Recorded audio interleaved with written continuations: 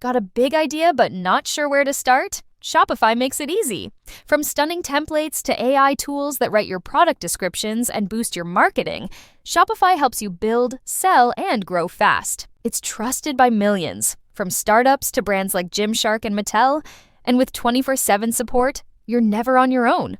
Turn your dream into with Shopify. Start your $1 a month trial today at shopify.com/dax. That's shopify.com/dax. Hey guys, welcome back to another Weird Wednesday. I'm Asherz, and this is Tobias. Tobias. How was your weekend? Fucking shitty. Oh, no. I got hacked. Yeah, what's up with that? What's going on there? What is up with that? No, I was on my way to get my haircut on Saturday morning. Just some totally banal errand, and I got a notification on Facebook that somebody was trying to log into my account from Vietnam, and they were like, "Is this you?" And I looked around and I was like, "Well, I'm not in Vietnam, so no, it is not."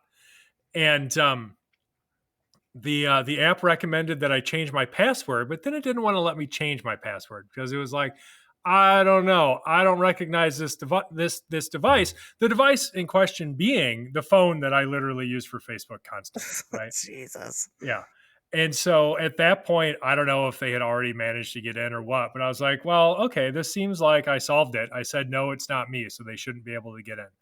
And I went and got my haircut and whatever, ran some other errands. And I was pulling into Home Depot. I needed to get some propane for our grill, right? And I got these text messages coming in from I have 2 credit cards that I use generally from 2 different companies, and I think I might have more than that, but those are the 2 that I really use.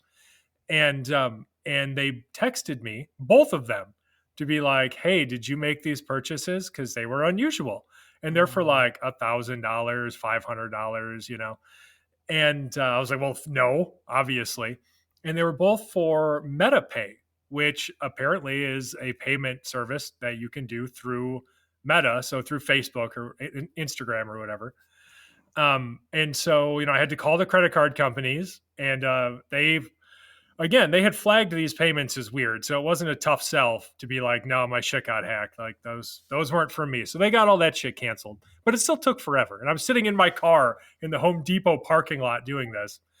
So I got that all canceled, went and got my fucking propane, went home to realize that I was locked out of Facebook, locked out of it entirely. I couldn't change my password or anything. Just couldn't get back in. I never got logged out on my phone, so I always had that as a possibility that I could use, which is why I was able to make the one post I did about getting hacked. But otherwise, I had no control over anything. These motherfuckers, they removed me as the admin for the Singular Fortean Society business page.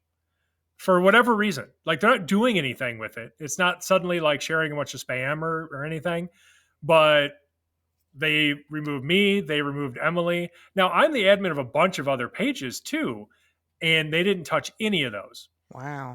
And I don't know if it's because that business page just had such a higher follower count or something. Because compared to the other business pages that I admin, it does have a significantly higher follower count. And so maybe they're like, oh, well, this could be valuable, or I have no idea. I don't know what their fucking thought process was, because they didn't get any money. So I don't know why they would want the Singular Fortean Society fucking business page at that point. Other than, I don't know, they're being petty. They have some use for it that I have not yet discerned. Who knows? So today, finally, this all happened on Saturday.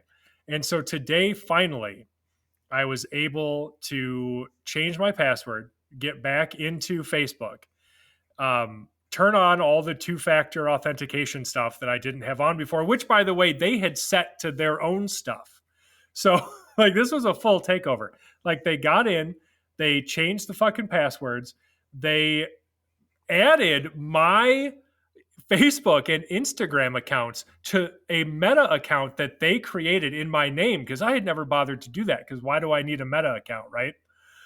So I had to remove their fake fucking Meta account that they had made with my name, and change like all of the passwords, set up different two-factor authentication, and then I created my own Meta account and added my stuff to it. So now somebody can't just add my Facebook and Instagram profiles to some made up Meta account, because that's probably another way. That gives them like a back door to get into my shit all the time, if that Yeah. exists, right? So it's been a whole thing. I finally clawed back into where I control my personal like Facebook and stuff now. But now, like that's just half the fucking battle, because now I have to try to get control of my business page back. And Facebook, by the way, does not make any of this shit easy. You No. can't call anybody. There's nobody to get a hold of. The reason it's taken even this long is because the fixes they say to do don't fucking work most of the time. And there's no recourse. Like you can't be like, yeah, so your tool to fix this is bullshit and doesn't work. There's no customer service line. There's nothing, because, and this is something we have to remember. And then I'm going to like take a breath because I've been talking really fast for a long time. We are not Facebook's fucking customers. We're not. We are their product. Yeah. They don't give a fuck what happens to us. They give a shit about people like companies, corporations who pay for advertising, because that's the real customer. They don't give a shit if I have control over my fucking profile, as long as it exists and somebody anywhere is fucking using it or not. As long as it just exists, they can count that as one more user to charge for fucking so to charge companies for fucking advertising. So they can say, hey, we have X number of users, and that's why you have to pay us this many dollars for fucking advertising. So never forget that. We are not their fucking customers. We are cattle. We are a product to them. Yeah. And that goes for any social media. I don't care what they say. That's all of them. They're not just going to give you shit for free. Nobody does that. They're going to give you a free service for you to utilize and take advantage of. It didn't work that way. Yeah, it's Facebook is well, not just Facebook, but it's definitely, I've had frustrations with it. Not like that. I've never been hacked before. That's real shitty. I don't. So did they kick? So I'm assuming Emily also had control of the business page, didn't she? Did they kick her off? Yes. Well, they got in and removed us both like right away. Wow. So someone else has that page now, and there's just really nothing you can do. I am trying to contact Facebook. There's one way that you're supposed to be, because Facebook even recognized that I was hacked. Like the reason I was told able, the reason I was able to get back in today, finally, is because on Saturday, it wouldn't let me reset my password. Every time I tried, they would email me a code. I would go back and use the code, and they'd be like, oh, that's not the right code. The code they just fucking sent me. They'd be like, no, that's not right. That's not the right one. And just I'm so fucking mad. And so finally today they emailed me, Facebook did, and they're like, hey, we think your account might have been hacked. Why don't you try resetting your password? Oh my God. And so then it worked. Then the exact same process that wasn't working on Saturday worked just fine. So I went in after I took everything back today and locked it fucking down as tight as I could to try to prevent this from ever happening again. I went and tried to look up ways to recover a business page, after it's been fucking shanghaied, and there was some helpful advice that I found, and you're supposed to go to this Facebook support page specifically for this issue. And there's supposed to be a little form there you can fill out and submit to say, hey, that my business page, because this happens, like they know this shit happens. Yeah. And so you're supposed to be able to fill it out and say like, oh, hey, I was removed as an admin from my own business page because I was hacked, yada, yada, yada. And I go to this fucking page. And just like on Saturday, when none of the recovery, anything was working, like it wouldn't let me change my password, I go to this fucking page and it's like, there are no eligible admin accounts. And I'm like, well, okay, so even if you remove the one that was stolen from me, I'm still the admin of like 5 other business pages. So you're wrong. Like you're You're just wrong wrong. Yeah. on so many fucking levels right now, Facebook. And you can't tell So a robot it's wrong, you know? I mean, what do you, you're they don't right. care. Exactly. And so I'm hoping that it'll just be like me getting back in. It'll just magically work in a day or two. Okay. And we'll see what happens. I mean, that is a bummer. It's not the end of the world in terms of the singular Fortean society. Like nobody should be Mhm. worried about that. Like we're not going anywhere. But it's just violating. Well, and It you is. put all that time into building the brand and, building that. I mean, even like the on Wednesdays we talk weird. I mean, our Facebook page is at like I don't know, like over 600 followers or something like that, and it's like it just sucks. Like that's taken like what 3 months to even get to that point. Like it's a lot of time and effort put into something, and that's just gone. And it Right. sucks. It So yeah, it does. It's a big bummer, and I'm hoping to get it back. I mean, it's one of those things where I try to remind myself that like social media, while important, is not really the be all and end all of that's true. what we do. Because honestly, I'm gonna give a little inside baseball to everybody listening right now. Social media is responsible for a very small percentage of our total website traffic. Hmm. It doesn't give us very much. Yeah, I believe that. Um, it's like SEO, news aggregate sites, stuff like that. Forums. That is so much more, and nobody can take those away from us. Like you just can't. You know. And that's the majority of our actual website traffic. So losing Facebook sucks because that's a community that we've been Yeah. building. Hmm. Um, and it sucks for things like the overall community. It sucks for things, well, like all of the individual parts of belonging to a community like that, where people can keep up with what you're doing, so people don't forget about you, because you know how it is now. Oh Like yeah. if somebody doesn't see you every day, they forget you exist. Right. Yep. Exactly. So like all of that stuff, all of the like brand recognition and management and all of that stuff that has gone into that, and that it continues to generate, like you don't want to lose that. So hopefully we can get it back. If not, then we got to start all over. And that shit happens, Yeah. like it does. Like I saw Emily showed me, who was it? Patty Negri had to restart her fucking like official Facebook page. And I was like, well, she's way bigger than fucking we are. Holy shit. Yeah. You It know? happens. Yeah. And it just does. There's just is what it is. Yeah. So we haven't lost anything else. We've still got all of our other social media. And we'll still be around on Facebook. And if we have to rebuild, we will rebuild. It's not the end of the world. Yeah. Yeah. That's what you get for getting a haircut. That's your own fault. Right. In my superstitious brain, like most people's brains, really, because we're kind of wired this way. I'm like going through everything I've done lately, and I'm like, what Yeah. did I do to deserve this? I'm just like, what kind of universal retribution am I experiencing right now, and for what? Like, I got to figure it out so I never do it again. Like, whatever I did to piss off the internet gods or whatever to get the universe to turn against me, I got to never do it again. Well, I'm just saying, there is a pretty large group of people who very much believe that Bigfoot is a known entity in Vietnam. Like, you can go to the villages there and they all just talk about it like it's their buddy.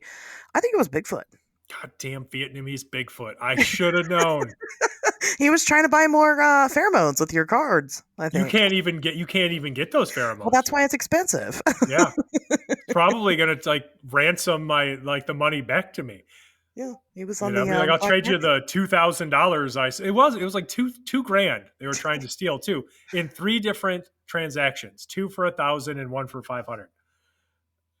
No, so it's 2,500. Holy shit. Yeah. These fucking assholes. Yeah. Tried to steal $2,500. So yeah, I imagine that that Bigfoot was going to try to hold that money ransom Yeah, until I traded the pheromones for it. probably. That makes That's the sense. only logical explanation here. Sure. Clearly. Wow. Well, that definitely sounds like it wasn't a good time. I'm sorry that you had a bad weekend. Thank you. It wasn't great. We turned it around. Like I said, it put some things in perspective. Hmm. It caused us to kind of look at what we were doing, um, and and made us think about how we wanted to proceed. So I'm a big believer in turning issues into opportunities. Yeah.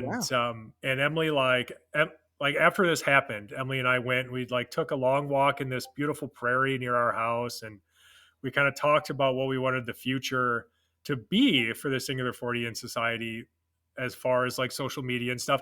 Because honestly, it had been feeling a little stagnant for some time. Just in terms of like social media stuff. Um, and so this should take us in some exciting new directions. Because that's the other thing too. Like if you had to lose one social media site, I mean, fuck, it might as well be Facebook. Yeah. You know, Oh yeah. Oh yeah. I looked at those numbers. We had our when we had our meeting. I looked at those numbers recently, and Facebook isn't. I mean, it's up there, right? But it wasn't the best. right? So that's interesting to note. Time Is to that double down on TikTok. absolutely? I mean, and I'm not even kidding. It's the Like that future. sounded like a joke. It is. Nobody gives a fuck. Okay, that's not true. Nobody under 50 cares about Facebook. They just don't. Exactly. Yeah. They just fucking don't. Yep. It's just not the place to be anymore. People have Facebooks. It doesn't mean that they're spending that much time on them. They're not. Correct. Yeah, it's My the way to go. nieces have Facebook. They have Facebook accounts, and you know why they have them? Because they love their grandparents, Yep. and and it is a way to keep in touch with them, and Yeah. that's fucking it. Yeah. They don't talk to their friends on there. Yeah. It's It no, it's has the for most family. That's it it. has the most users, but that's because it's also been around the longest. Right. And then, how many, you ever gone through your friends list and like deleted all the dead people? Oh yeah, that's depressing. There's a lot of them. Yeah. Right. I mean, that doesn't just because it has the most users doesn't mean that it has the most usage. And that's the difference. So Yes. definitely. Well, I'm glad it gave you some perspective. Thank you. Yeah, I just think that's really important.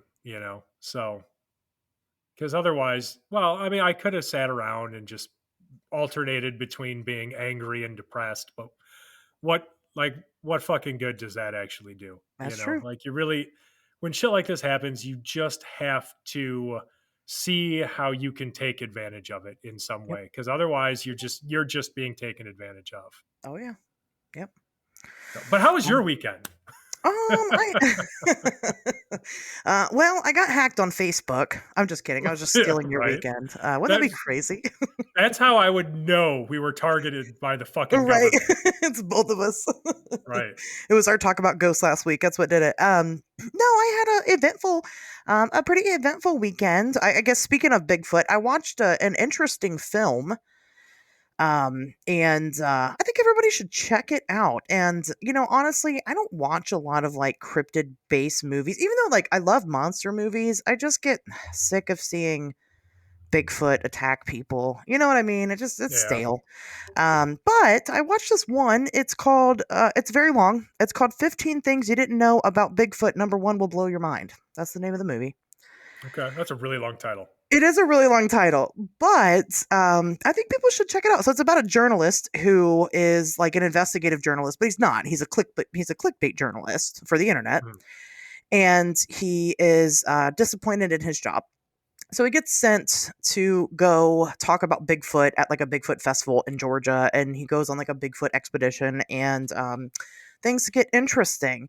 But it's fucking hilarious because they have like the cryptozoologist guy who is like just exactly what you expect. Of course, he has the hat.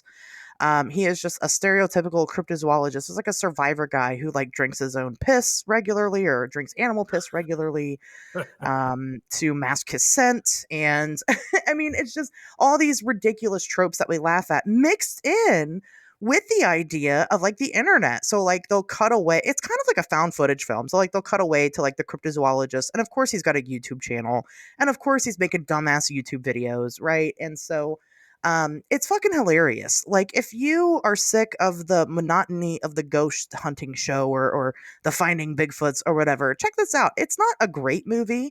It's definitely made on a lower budget, not a terrible budget, but a lower budget.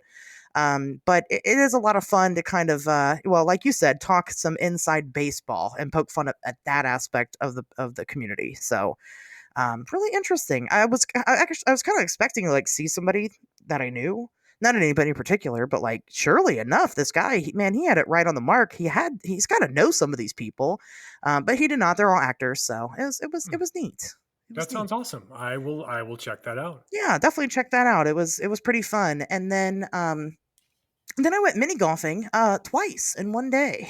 What? I did. So that is like my activity. Like that is my fucking outside activity. I go mini golfing. It's cheap. It's fun. It's a great time. You take anybody mini golfing with you. There's no reason not to, you know. True. Um, and it's interesting to kind of go to the different. We have a couple of different mini golf places locally, and then some not locally. Right, drive an hour away. Go to that one. Why not? It's something to do, you know. Oh And yeah. so I took my daughter first and foremost. We went to one, and we don't usually keep score, but I probably won. So I'm gonna brag that I beat a 12-year-old girl at mini golf. And um, then later on, we went, and I went with a group of friends, and I just kind of put a call out. Well, guess what? On Facebook, seeing if anybody was interested and like getting a group together to go. And you know, some people bailed, but some people actually went. And I think I'm gonna do that more often. Like, just let people come and play mini golf. Why not? My social Nice. life, if any of you follow me on Facebook, then you already know my social life's been shit for a long time. And I've been just trying to meet other people. And mini golf is, again, a great way to do something like that. And I knew all the people that went this time, but, you know, I just want other people to be able to be involved in something. So that was cool. I won that time too. So obviously, I'm a mini golf champion, and so you know, buyer beware if you decide to go with me. But we went out to a bar afterwards, and this is where it gets interesting. Um, there's a local bar. It's right by my house. It's right across the street from my house. It's called D20, and it's called D20 because it's a board game bar. It's you can go and they've got all these board games and you play board games together or you know D&D or whatever. It's a nerd bar and it's Sweet. super chill. Yeah, super chill bar. And so we go there and you know we played something very basic because that was easy. But while I was getting a drink at the bar, somebody, you know, they asked if I had a tab. They asked what my name was. I told them, and then somebody was like, "Oh, I know you. You know, you're that weirdo." And I'm like, yes, that's me. I'm the weirdo. And she didn't say that. The Um, one weirdo. the one weirdo, I'm the town weirdo, right? And so, and that's fine. I'd love to, I like being known for that. I'm totally cool with it. So anyway, some girl who follows me on social media, you know, she's like, oh, I know you, blah, blah, blah, you're great. And we kind of chit chatted about the weird for just a minute, went back to my friends, no big deal. Well, we all kind of, you know, it's the end of the night. My friends are going home, and then I see the woman. She had messaged me while I was still at the bar, and she's like, "I'm so sorry if I was weird. I wasn't trying to be weird." And I'm like, I wish you were weirder. I don't know, you know." Sure. So I decided to stop and just, you know, kind of give her more reassurance because I'm that kind of person. And I'm like, it's really not weird. I promise you. Like, it's really not. It's kind Right. of cool to meet someone local who knows who I am, right? The people that know who I am usually don't live here. Um, Sure. and she's like, "Oh yeah, you know, it's great." Well, she was so excited that I came and talked to her. She introduced me to the other people she was talking to. And she's like, "Well, I own the tea shop right next door." And I'm like, "Oh, you know, that's cool. They did just open up a tea shop. They sell like it's like a metaphysical, you know, slash herbs and tea shop, you know." Uh, Well, it dawned on me she's also the owner of the D20 bar. And so here I am thinking that I'm a celebrity and I was wrong. But she offered to take me over to the tea shop even though it's closed and let me check it out. So we did. We broke into her own shop and checked it out and talked about the weird. And it was just it was a super wholesome moment, I guess. You know, it wasn't when I go to an event, when I go to a convention, it's not. organic, right? People are there to talk to me about weird stuff. It's very rare that I just kind of organically have a conversation with somebody in Oh, the that middle of never a happens. right in the middle of a closed down tea shop right next to the nerd bar. That didn't Right. happen. So it was kind of nice, and I think I made a new friend, and that felt good. So I'm going to go back now. I've always wanted to explore that bar a little bit more, but usually I'll go. I've been by myself, but everybody's like doing their own thing. Like they're all in groups playing their own games, and like I feel fucking weird approaching people and be like, "Oh, can I join?" Okay. Honestly, like I play a lot of tabletop games, mostly role playing games, and I'm actually in a weekly group that meets at Noble Knight Games in Fitchburg, Wisconsin. And anybody who's into role playing games has probably heard of Noble Knight Games, mostly because they're one of the world's like largest distributors of like used, hard to find games. And Okay. so like it's kind of cool that I get to go there and run games like every single week. But anyway, my point is like we have this whole club, and we've usually got 4 or 5 tables every single week of people running these role playing games, and it is never ever weird for somebody to come up and be like, "Hey, what are you doing? Do you have like room for another player?" Like never, and almost nobody playing a game, if they're there for the game, is going to be like, "Nah, fuck off," Fucking weirdo. No, because there are so few of us Okay, that true. if we can indoctrinate another person into the joys of our hobby, that's another person we get to play with, because it can be hard to find players. It can. That's a good So, point. Well, I went one time. The very first time I ever went, it was actually, I talked about it last week. It was that year that nobody showed up to my birthday party except one person, and we went oh, to that bar, and they were playing Werewolf, which is a super fun like group game that you can just jump into, and they were playing, like everybody at the bar was playing it, so it was a lot of fun, and I was like, man, I like this. But like I said, I went back and they don't have group events going on, and I'm by myself, and then I feel fucking weird. Well, now that I know the actual owner of the whole place, I don't have to feel weird anymore. I know somebody there. sure. Well, do they have any organized events? Like, it would surprise me if they I didn't do. have. Yeah, Yeah, just go to those. that's true. Like, I'm here for the event. I don't know. I'm a weird. I'm an introverted extrovert. No, I'm not. I'm an extrovert with social anxiety. That's the Sure. correct term. Once I'm comfortable, I'm great. And it doesn't take me long to get comfortable, but I have to be able to break that ice first. So going to like showing up at like a meetup, I just feel out of place. I don't even do I it, get I it. guess, is what I mean. So now I feel like I can do it because I feel like I've got people there. So that's good. Right. Um, I'm just telling you, as a lifelong nerd, like I have been a nerd. Okay, I was a nerd when it used to get your ass kicked, yeah. like lifelong 40 plus year old nerd. We are the most welcoming fucking community you will ever meet in your entire life. That is nerds. Yeah, we just want more people to play games with.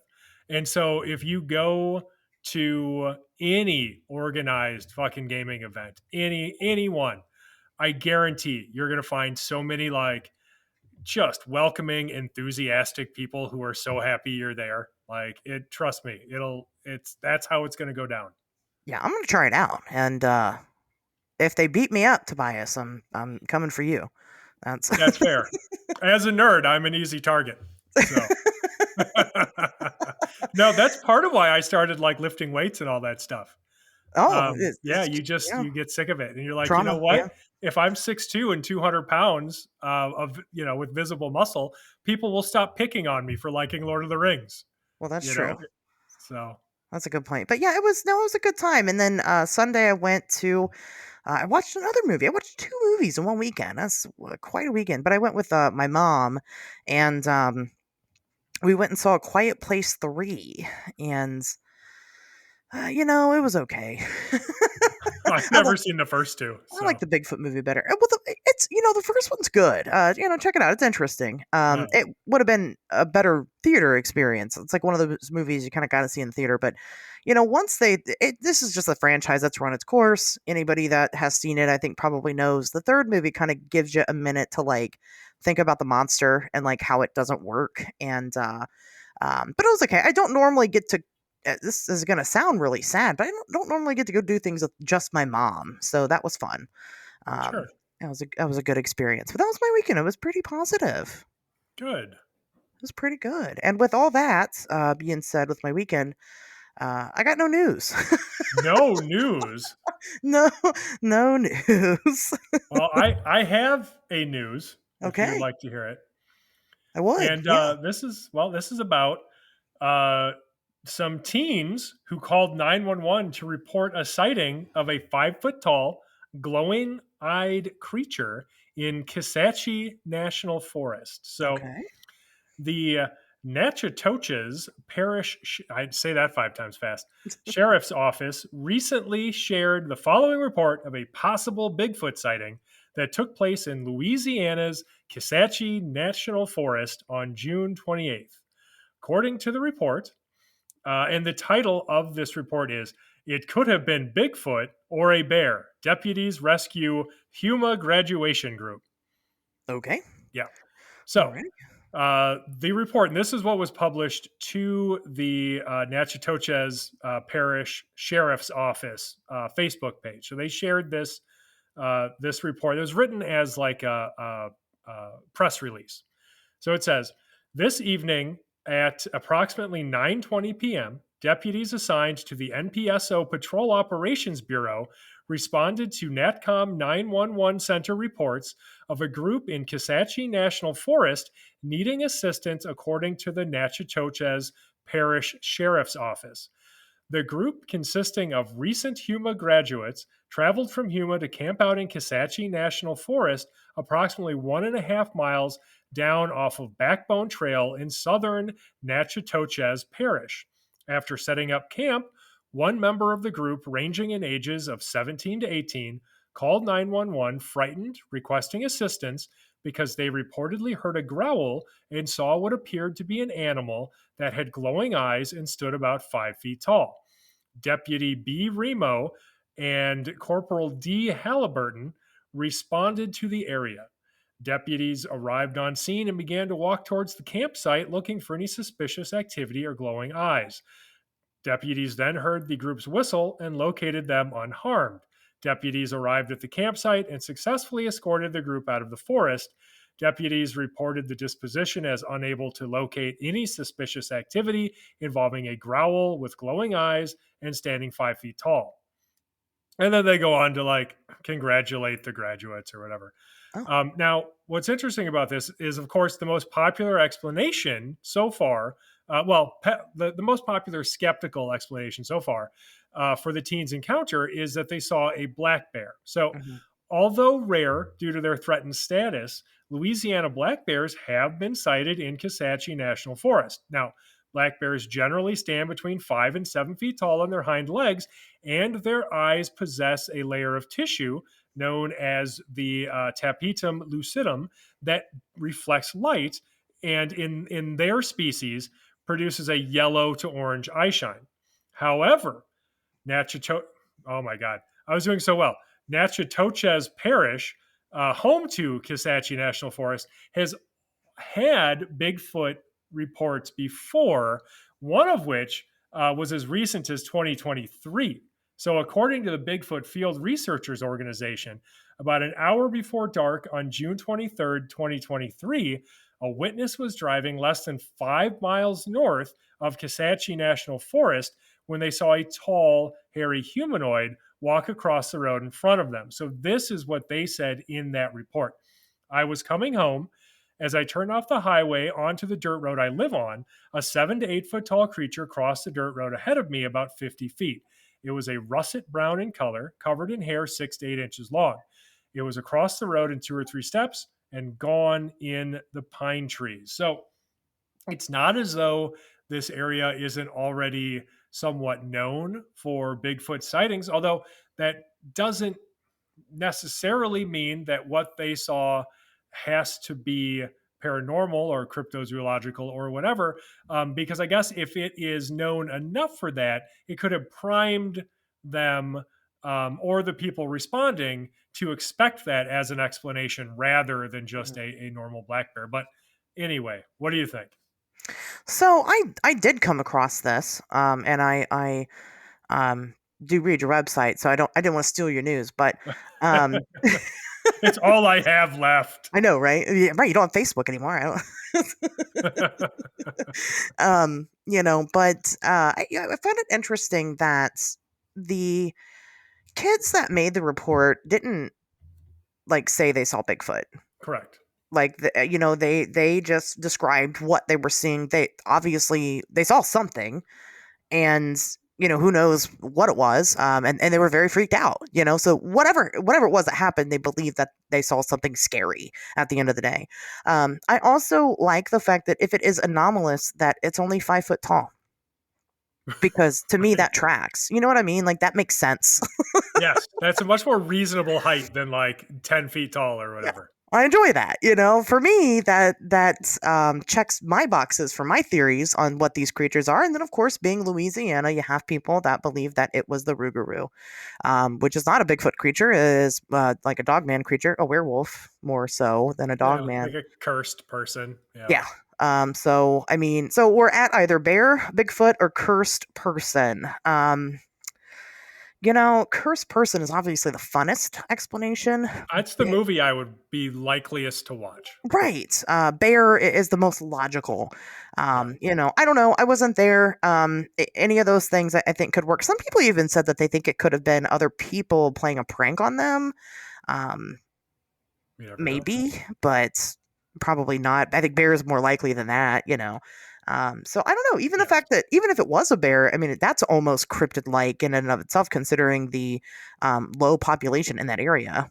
Oh So, yeah, they're not doing great down there, yeah. unfortunately. I you Yeah. know that's uh that is a fucking problem that is endemic Yeah. everywhere. We have that Everywhere. here in Wisconsin, Yeah. where it's just like people treat bears and wolves like shit.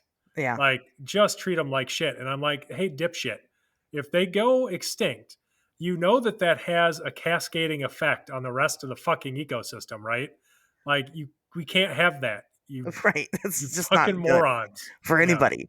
Yeah. I mean, I wouldn't be surprised. Even if bears are rare, they are still, especially black bears. I call black bears, they're basically like the raccoons of the forest. They They are. they They're love to not hurting bother anybody. people. No, Yeah. they just want your food. They want your picnic basket. Even though I think Yogi was He he was wasn't a black, brown, he but was I don't know what kind of brown, bear he was supposed to be. but he's not a grizzly. Maybe. I don't know. What the fuck was his buddy? He's not even like he's not even he Way can't too be small. right. He can't be a bear. I can't He's remember his. supposed to be a How could I bear. not remember his name? What the Boo fuck Boo? is that? Yes. Yeah. What the fuck is Yogi's friend's name? Yeah, he's not a bear. He He's is a bear, though. He's just a tiny bear. no. It doesn't work that way. So Bigfoot I is don't know what to real, tell and you. Boo Boo isn't a fucking bear. Why does he wear a tie and have a collar, but no pants? But no pants. Pants are uncomfortable. I guess. If I wear just a tie and no pants, I go to jail. But Yogi gets his own show. Yeah, So because it's his own show. I don't know. call that justice. Anyway, so I mean, sure, bear is likely. I'm not gonna jump to any assumptions. I think a bear is reasonable.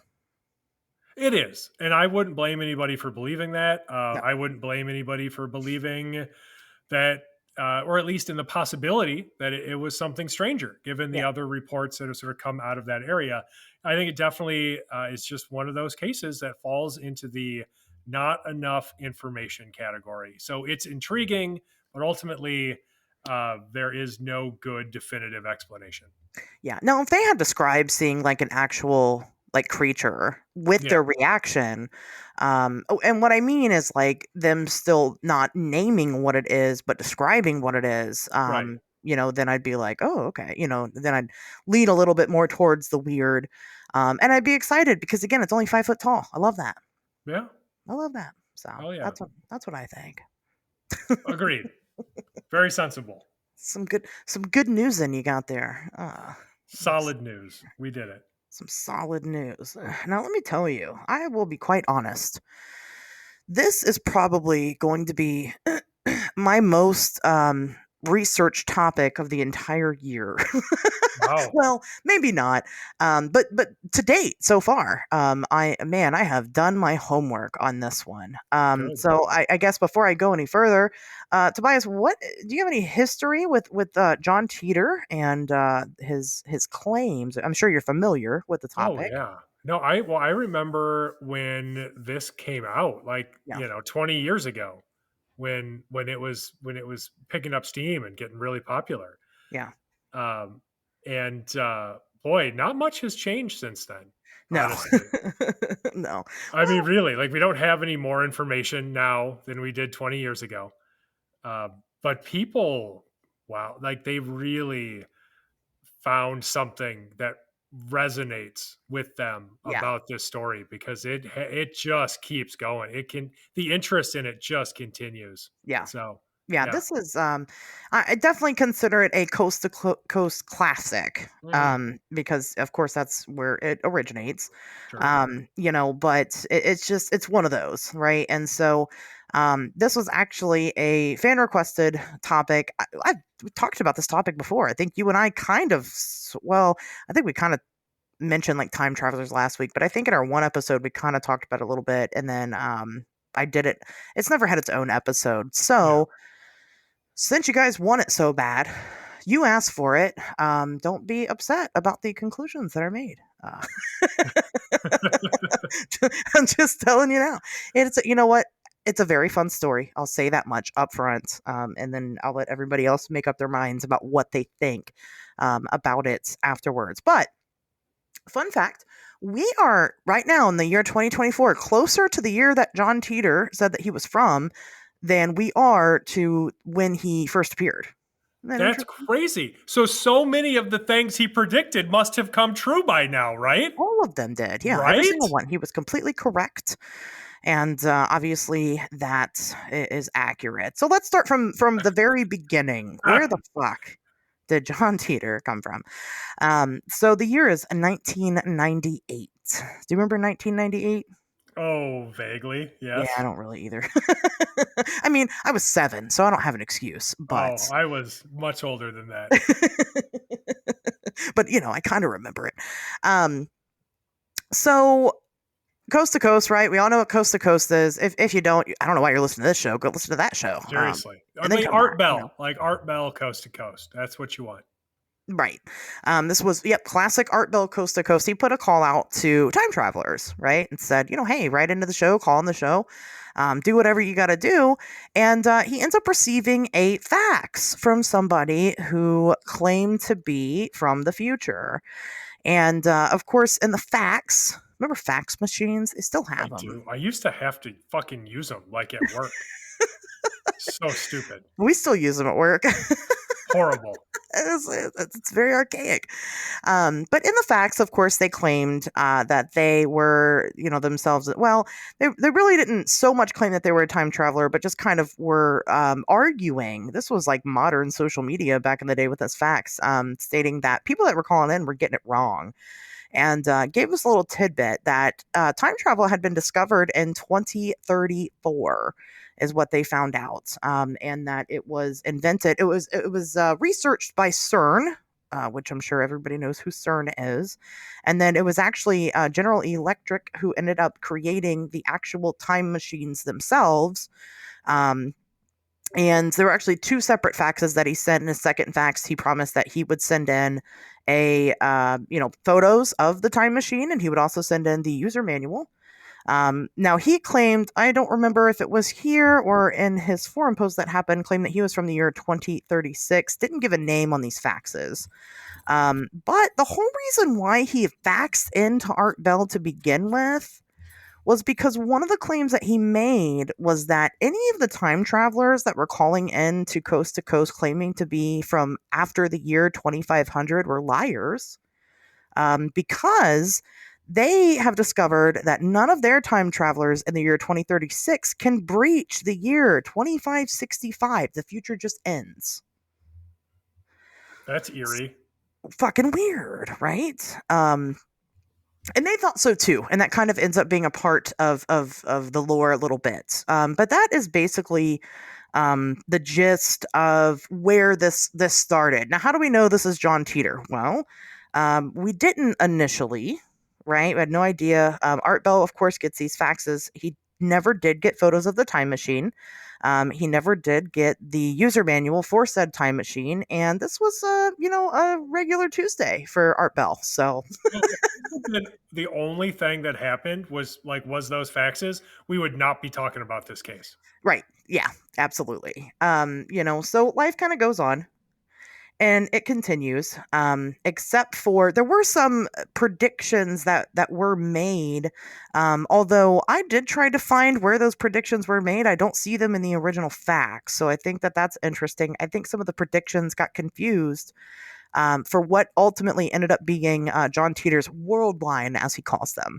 So we'll dig into those here in a moment. We're just kind of talking about his appearance. So in November of 2000, somebody with the username time travel underscore zero posted on the Time Travel Institute forums, the message boards, whatever you want to call them. And he didn't actually make his own post at that time. He was just responding to another poster. And he was just kind of confirming, they were all just kind of talking about the ins and outs of time travel, what that would look like. And he was just kind of confirming one of the users and how right he got it, stating that, their ideas on time travel were pretty much correct. And then, of course, went on to make that claim again. It's CERN who ended up, finding the key to time travel. CERN would be actually starting that work in 2001. And then eventually they'll succeed, and then they will hire GE to build the first one, and GE will then, manufacture all the machines. So that's our first. That's our little web here. That little conspiracy board with all the little strings attached to them. Yes. So you've got faxes sent to Art Bell at Coast to Coast, and then you've got forum posts to the Time Travel Institute, and then you just need some red yarn. Yep. And some thumbtacks, and you can start connecting them. You're going to take the two CERN claims and you're going to put those together. And this is how we assume that this is the same person. Right. So then, of course, in January of 2001, allegedly the year that CERN would start working on time travel. They didn't, but okay. Yeah, they didn't. Well, we don't know yet. It's not 2034 yet, so we got time. I guess they've been working on it for 20 years with no progress. No progress. It takes a long time to travel through time. That's true. So January 2001, a person with the same username, time travel underscore zero, eventually which changed to John underscore Titor, ends up making a post. And actually, he had posted on several forums, but the one that really took off ended up being, of course, the Coast to Coast forums, which were post to post. How clever is that? That's cute. Post to post forums. And gets on there and makes his own post. And he says, I'll read it to you. He says, "Greetings. I'm a time traveler from the year 2036. I'm on my way home after getting an IBM 5100 computer system from the year 1975. My time machine is a stationary mass temporal displacement unit manufactured by General Electric. The unit is powered by two top spin dual positive singularities that produce a standard offset Tipler sinusoid. I will be happy to post pictures of the units." I'm going to pause there before we get into the shit Tobias. If anybody ever offers to post pictures for you of their unit online, just say no. Block them immediately. You're like, I don't want to see your Tipler sinusoid. Right? You put that thing away. Nobody wants to see your unit. It's the internet. Everybody's asking to post pictures of the unit. True. Fucking unsolicited unit pics, the worst. It's the worst. Yeah. So of course, again, get your red string out, right?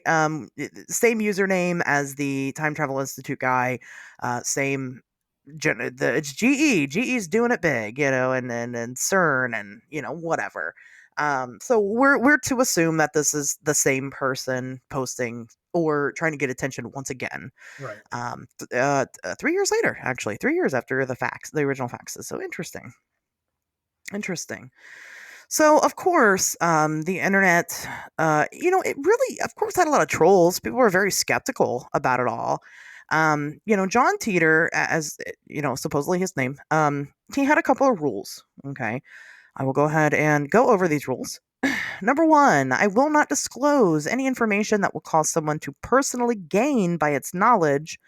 So this means no stock or sports tips, right? Mm-hmm. Number two, I will not disclose any detailed information that would allow someone to avoid death by probability. So this means no earthquake or bomb information. And number three, I will not disclose any information that may compromise in a future actions by individual people. That's probably just bad grammar. Wait, hold on. Let me reread this. This is exactly what it says. I will not disclose any information that may compromise in a future actions by individual people are threatening their family and well-being. I will not disclose names or events associated with individuals. So basically, anything that anybody can get some type of gain out of, which Or or anything that could actually be verified. He yes. refuses to say. Well, but there's a reason for that. Uh-huh. There's a reason for that. So I am dubious. I am not going to get into the technical mumbo jumbo that John Titor uses to explain how time travel works. But There's it's the best. Oh my god. Well, if you want to get into it, by all means. No, it's total nonsense. Yeah, exactly. Right. So, I mean, if you want to, all of his posts are posted on johntitor.com. You can go there and check it out. Or just Google John Titor and you can find it all. Many people have written about this to a great extent. I don't care, right? It doesn't matter. The guy says he can time travel. The Time Travel Institute is still talking about this guy. So, well, we are too, apparently. So, I mean, right. I'm just saying, like, if you go to their forum pages, like, it's all still there. Like, everything still exists. You can see it if you want. Like, the shit that he wrote on their forums back in 2000 is still there. So interesting. I did not know that theirs was still up. I know that the post-to-post ones are gone. yes. But yeah, very interesting. I didn't realize. So, again, if you're a nerd for that kind of shit, I mean, go nerd it up. I'm not kink shaming, but I'm just not going to get into that here. What I am going to get into is the lore. Okay. So this is John Titor explains kind of who he is. What he says is that Y2K, remember that shit? Remember Y2K? Oh yeah. And nothing happened? Well, in John Titor's world, something did happen. So Y2K comes and it causes a massive power outage for everybody. And the government uses it as an opportunity to inflict martial law on everyone. Now, when he says the government, he doesn't really disclose if this is a worldwide decision or simply just in the US, but a lot of his things seem very US centric. So we're just going to assume that, because it's world domination, it's everybody. So they use this opportunity to start kind of taking control of citizens. Well, a power plant in Denver, Colorado, is able to get the power up and running again. But because it was the only power plant that was able to do so, citizens flooded it by the hundreds of thousands and ended up ultimately destroying that power plant because we're stupid. I believe that part. It sounds plausible. It's right. It does. I mean, that part checks out. We destroy the one thing that we need. Yeah, absolutely. Just because, I don't know, we don't want anybody else to have it and we're selfish. Yeah, we do that all the time. And so the issues don't really resolve any. Well, then by the year 2004, just the climate of the world, the general everything that's happening ends up resulting in a giant civil war. And John Titor himself was 13 years old when this happened, and he ended up being forced into a shotgun infantry and had fought in the Civil War. Yeah, well, they had a weird name too. Where the fuck were they out of? It was like Silver Diamond something or no, something. it was Diamondbacks, but I'm trying to remember Diamondbacks. what city they were out of. Where they Whatever. were They were the fighting Diamondbacks. And they were a shotgun infantry. Oh Jesus. Yeah. Well, yeah. So, there ends up being the Civil War. It actually kind of didn't last very long because it turns out Civil War, with modern weapons, kills a lot of people. So they Well, were they like, had shotguns, they so did have shotguns, which is, of course, superior to everything else. I And just love the idea of the shotgun infantry. shotgun You infantry, know, I'm yeah, just like, you didn't have anything else that you could have right. used for your infantry, like No. nothing better than shotguns. That's not an awesome infantry weapon, my dude. Well, the way that he kind of talks about it, it seems like they were like, it wasn't just like one side against the other. It was kind of like I mean, think of like any post-apocalyptic movie, right? It's like Yeah. different groups of people that were Oh yeah. against all the other groups. It was like a Yeah, fucking North America wasteland. broke up into like 5 sections, he said. Yeah. Yeah, and it was ridiculous. So, I mean, I guess you get what you get, right? And they only had shotguns. Yeah. Um, so he goes in guns blazing, and eventually all the world finds out, well, this is a terrible idea, and there's just a lot more political strife before eventually they do better.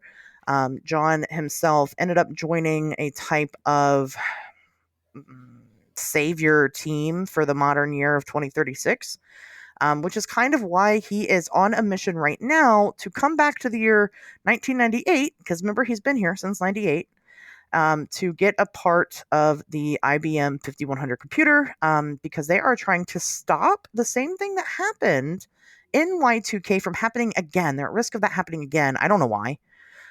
He doesn't Wait, really explain that part. correct me if I'm wrong, but didn't he originally travel to 1975 to get the IBM 1500, and then make a pit stop in '98 to see his mom? And that's He like did. That's yes. 1998.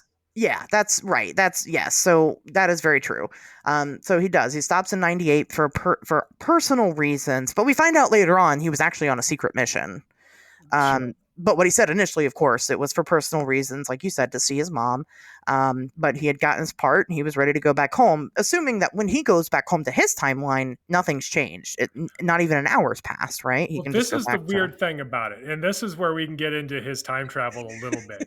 Yeah. So he very much espoused belief in like a multiple. Oh my god, like a multiversal theory of reality, right? Hmm. So if you think of like infinite universes, essentially.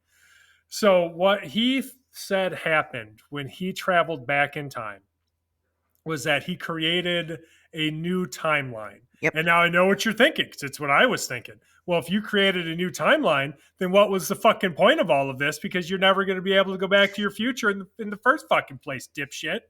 Yeah. But so he's okay. This is where he tries real hard to weasel his way out of that, right? So he starts talking about like the divergence and the percentage divergence for each separate timeline that could be created that you could travel back and forth between. And so when he traveled back initially, he was like, well, we're shooting for like 1 or 2% divergence. So a little divergent, like some things would be different, but like not that much. So we could still get the computer he wanted and whatever. Because apparently in 2036, the idea of zero divergence is laughable, like impossible, never going to happen. So the idea then becomes that you want to travel to a timeline with the smallest amount of divergence possible and then travel back to another one that also has the smallest amount of divergence possible. And in doing so, you will effectively be going back to the same situation, even if it's not the exact identical universe that you left. It'll be close enough. And that's fine, he says. Because what'll probably happen, again, you have to think there's infinite fucking universes. So there are other John Titors in other universes doing the same thing. Hmm. And one of them will probably end up in the exact timeline he left. And so that'll be fine. It'll work itself out. So, yes, that is his theory of time travel in a nutshell. You're welcome. We are all stupider. It is what it is. Yeah, that's what that. That's exactly. But that's why none of the things that happened in John Titor's timeline happens in ours. And that's why he didn't really want to answer particular questions, because of that divergence that you mentioned that could mean that he could give you the lottery numbers for, October 20th, 2002, but they might not be right. Right, Because, because it's just such a convenient fucking out right. where he can be like, well, I told you there'd be 1% to 2% divergence, Yeah, so, okay.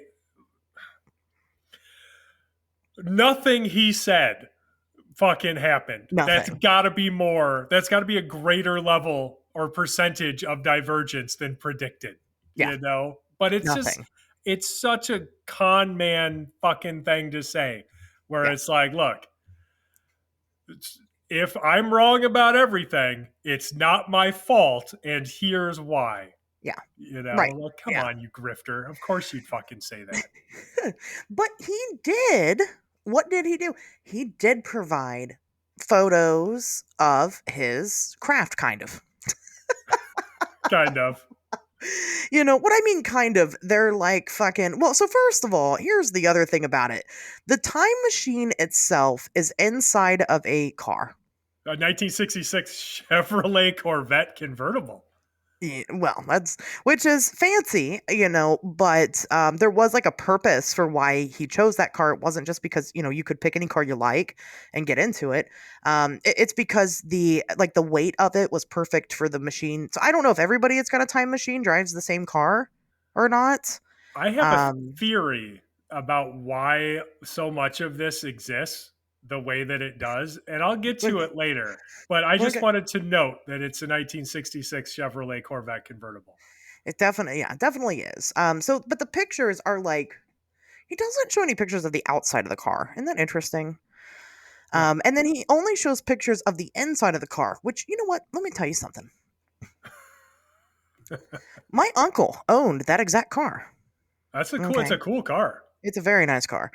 And, the inside of that car, it's like enough room for your leg. Like Yeah. wherever these pictures came from, it did not come from a fucking Corvette convertible. I can tell you that. It just didn't. It's not possible. It doesn't even look the same. So I don't know.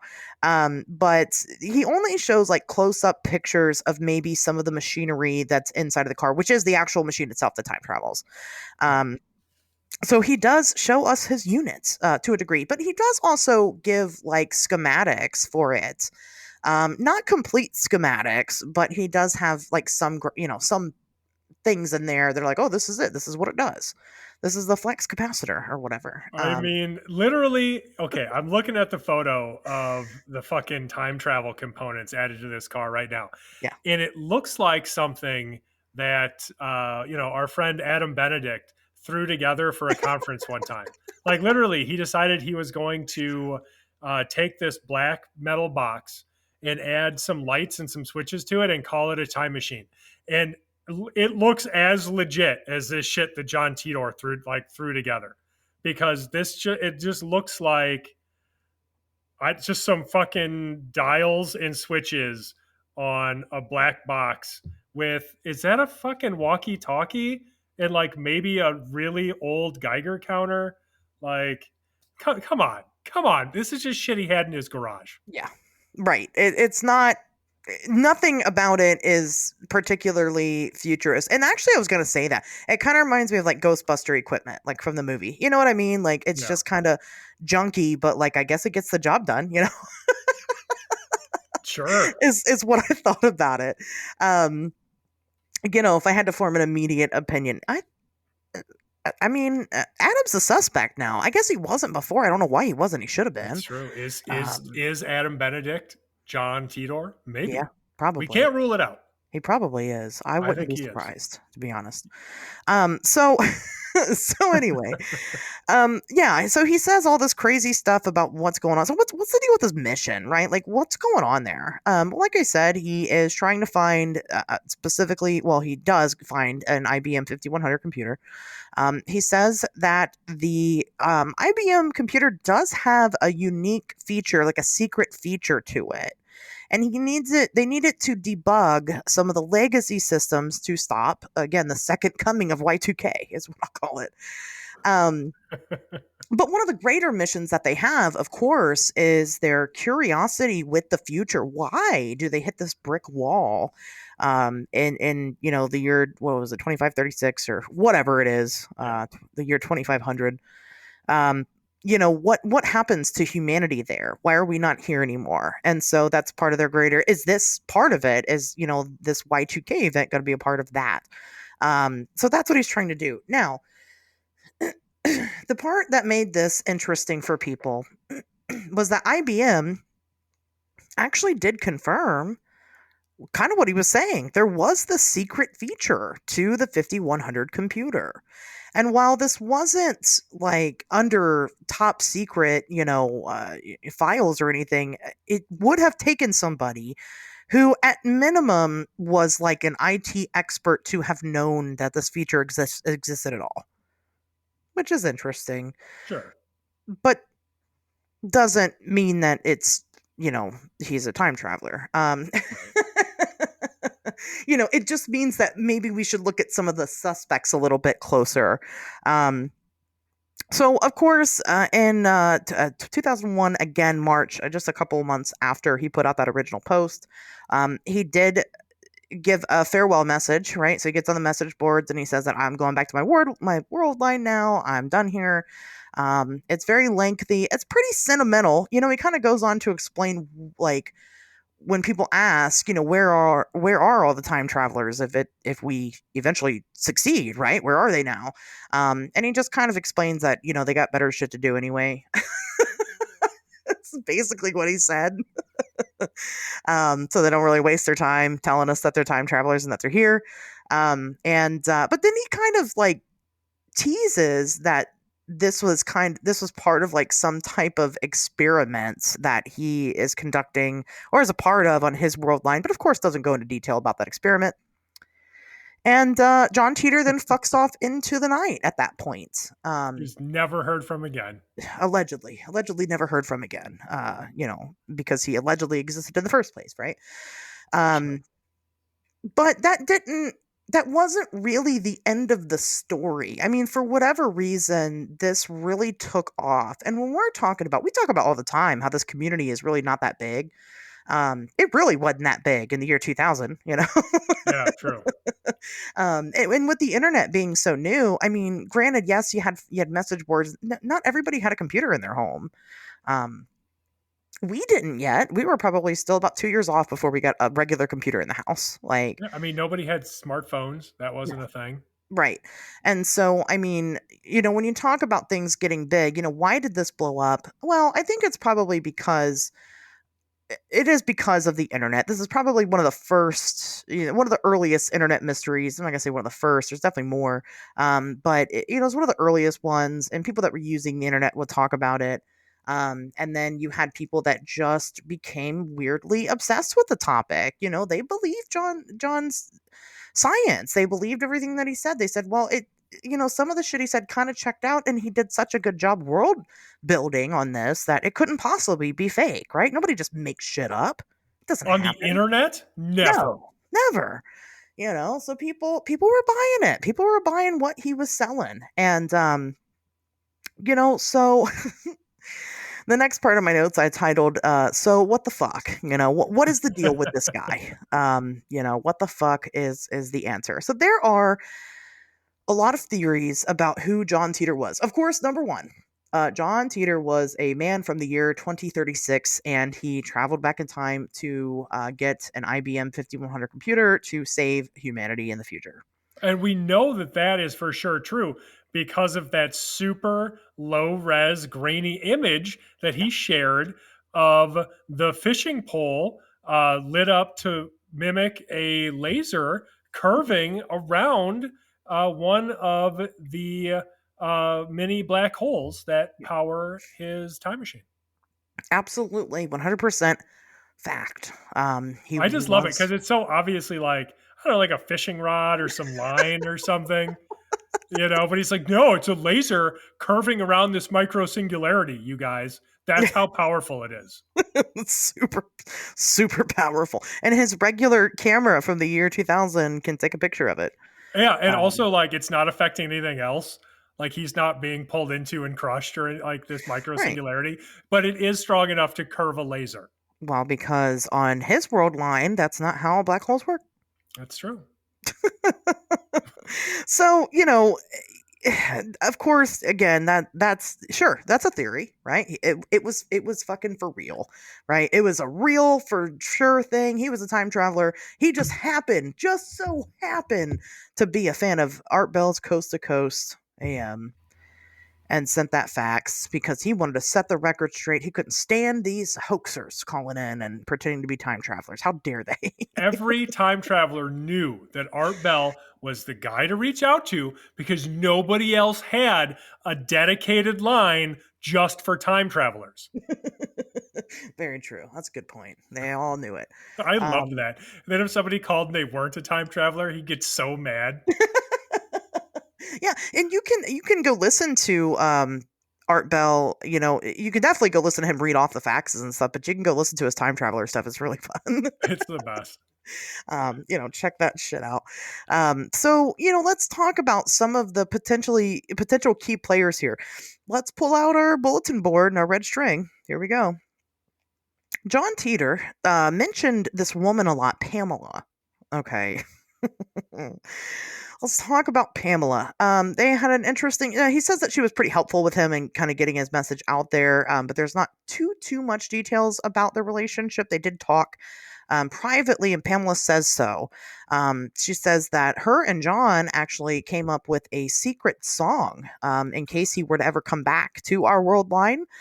He would kind of give that as like a secret passphrase, right? Like this Sure. is, I'm John Titor, and baby got back, and that's Right. But this is also necessary because they really only communicated through like instant messenger. So they yeah, never spoke on the phone. If she couldn't pick this guy out of a fucking lineup, so you have to have a passphrase or something to identify him. Otherwise anybody could jump on instant messenger and be like, hey, it's me, your boy, yeah, John, yeah, it's me, John. It's me, Johnny. Here's Johnny. Exactly. So they had to have some type of secret. Well, and then of course other John Teeters from other world lines could come, right? And it might not be. It's not her Right. John. So There's infinite Johns out there. there are infinite Johns. So of course, Pamela goes on to say other things that were weird with John. One of them being that she had actually dreamed of his arrival before they even got into contact with each other, before he had actually been here. She had a strange dream of him one night where she was asking him a bunch of these questions about, his world and time travel and all that. And then he appeared. She dreamed him into existence, or she is psychic or whatever. Is that psychic when you can see the future? That's not psychic, Yeah, is it? yeah, That's I extra guess. sensory. Um, Sure, that's some kind of psychic, parapsychological effect. Now, I'm going to go way out on a limb. I don't know this lady, but I'm picturing really oversized sweatshirts, maybe with like cats on them. Doesn't get out a lot. yeah. Well, she hangs out on the post-to-post message board, so Yeah, I'm just saying. talking to strange men from the future. I'd agree with that. Some people think that Pamela herself could have been John. Uh, I don't think so. I think she was probably tricked into believing that she was in communication with John Titor. Yeah. I think that, yes. I think that, and she probably did message whoever it was that was behind his account, Yeah, right? They probably did talk privately. totally. But yeah, I think that she does believe the story. I think she does believe in him. I think she even believes that she dreamed him. But I don't think that she is John.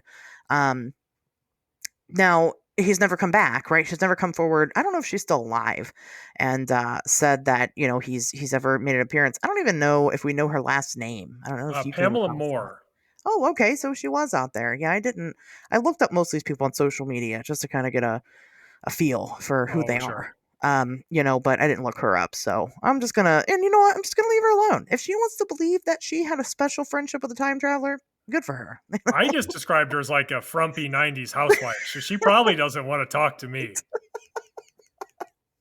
I'm gonna go look her up right now. Let's see here. Look for an oversized sweatshirt with cats on it. fucking dead ringer, oversized sweatshirt, cats right on it. Damn it! I knew it. I'm just kidding. I didn't look it up. I'm Son of bad a. at lying. I know, but I mean, that's just. I'm kind of picturing. There is a kind of image I think that forms in your mind when you think about somebody who gets out so little that they. Well, yeah, okay. We see this in the paranormal all the time. And I'm not trying to make fun of anybody, but this is the reality of it. There are people living lives that are unfulfilled and they're looking for something. They're looking for identity. They're looking for answers, for truth, Mhm. for something bigger than themselves, outside of themselves, something to give meaning to their fucking lives. And these are the kinds of people that are going to get instant messages from somebody claiming they're from the fucking future and just Eat it up. jump in with both feet, right Mhm. away and get into it. That's who falls for this kind of stuff. Yeah. Well, I could tell you at least one person listening to the show right now is looking down at their cat sweater and their I like your feelings are hurt. sweater. I think it looks good on you. You Not listen. anybody else. Just you, You're the listener, only wearing it. one that can pull it off. Correct. And if you really need to talk to a time traveler and that's going to fulfill your life, Adam Benedict. That's where you go. Yeah, absolutely. So Anyway, it so is true. We all have to be aware yes, of that, and it can yeah. happen to any of us. Like Absolutely, and it's just it's not necessarily that she's lying. It's not really, it's not nefarious at all, right? It's correct. just you're absolutely correct. It's linked into some type of, I mean, even saying mental illness, I feel like paints it in a No, bad light, but it kind of is. I it's mean, desperation of being lonely and yeah, alive. yeah, Of not maybe having unfulfilled dreams. Maybe your career didn't go the way you thought it would. Maybe your life didn't go the way that you thought it would or wished it would. You hmm, haven't accomplished all of the things that you want to accomplish. And you look at your life and you start to wonder who you are. yeah, What's the point? What am I doing? There has to be something more than this. And right, so you find something online now, maybe it's a time traveler, maybe it's, some like paranormal organization or something. Maybe it's fucking CE5, I don't know, whatever. But you want to believe it, and you want to believe it so bad yeah, that you absolutely. don't always use all of your critical faculties when examining it. My friend that owns the oddity shop, who she has a haunted museum in her basement, Yeah. which of course, she's got all these items that people claim are haunted or whatever. She's got a girl that comes in every week and she's got a collection of these haunted dolls and holds them every week. And she's just waiting for something to happen, and it doesn't happen. No. But as soon as there's a draft in that basement of the haunted museum, let me tell you, it's gonna be ghosts. Right. And you I'm know? not saying, obviously, I don't think that like it's impossible that there are ghosts or that you can make telepathic contact with aliens or whatever. I've experienced enough weird shit in my life where I allow for all of that. But Yeah. we do have to very closely examine these events Hmm. to weed out this the falsities. We Yeah. just do. We have We to hold can't want to ourselves believe it. accountable to our biases, and Yeah. that's just a big part of it. And it's whatever. Like I said, this woman, I place no blame on her. Leave her alone. Don't Right. harass her. I don't think she did anything malicious. Um, I do think that she believes she had a very special relationship with this time traveler, and that's fine. That's her. So on to who else? Who else do we have here then? Who else is a suspicious character? Let's talk about a guy named Marlon Pullman. So Marlon became a suspect because he actually tried to patent the time machine that John, of course, like I said, shared some terrible schematics of, and he did try to do that. Now he was denied, of course. So of course, people became very suspicious of him. Well, he also tried to reverse engineer the time machine, and but he was unable to because he ended up being convicted of drugging and sexually assaulting women. So, uh, Wow. Yeah, that That escalates took a pretty turn. quickly. Yeah. And so he, of course, he denied that he was John Titor. He said that, I just did this because he had Hodgkin's lymphoma and needed something to do, right? And so he was just kind of doing it to kind of busy himself. He did recover from his medical issues, but then went on to be a bad dude. But he is out now. He is out of prison, and I did find his Twitter account, which, if I'm perfectly honest with you, there are only like 3 posts that were made in 2023. The others were before his conviction. Mhm. The 3 that he made, first of all, the one is talking about how it's libelous to talk about his crimes, basically. It's cryptic, but that's what he means, is that he didn't No, do what he that's was not true. convicted of. Right. Right. First of all, you're convicted of it. That's just the way it is. Right. Um, and then his other post was about the like a book, and it's like called something like Skinwalkers at the Pentagon or some shit like that. And it's just like, okay, that's this kind of guy.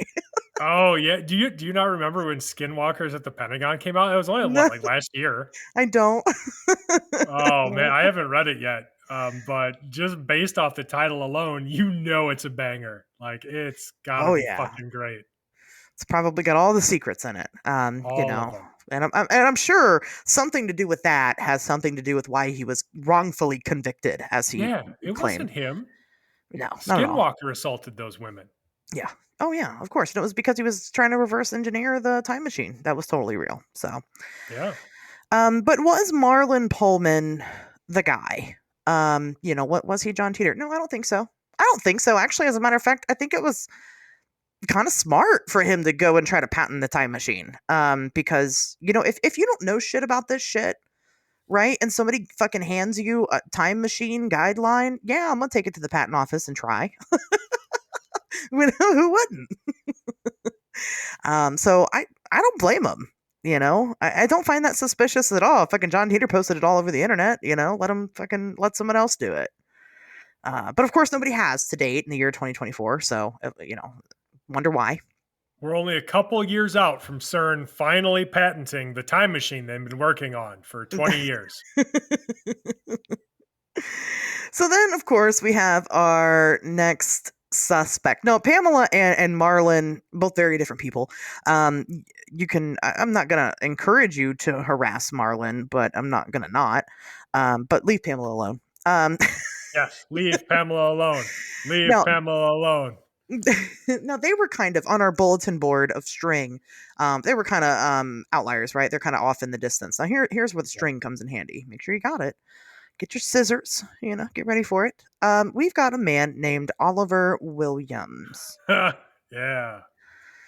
Now, Oliver Williams created JohnTeeter.com, which is the definitive database for all John Titor. Now, the reason why this website was created was because the post-to-post forums did go down. And, honestly, had he not created this website, this would have just been obscure. Like, this would have been lost in history. Yeah. With the rest of the Art Bell Art Bell folks that we don't remember, right? It wouldn't have been Mel's Hole like it is now. Um, I can't say that. Mel's Hole's way cooler than I this, love but Mel's Hole. Yeah. it's my favorite hole, it's just the Fair. way it is.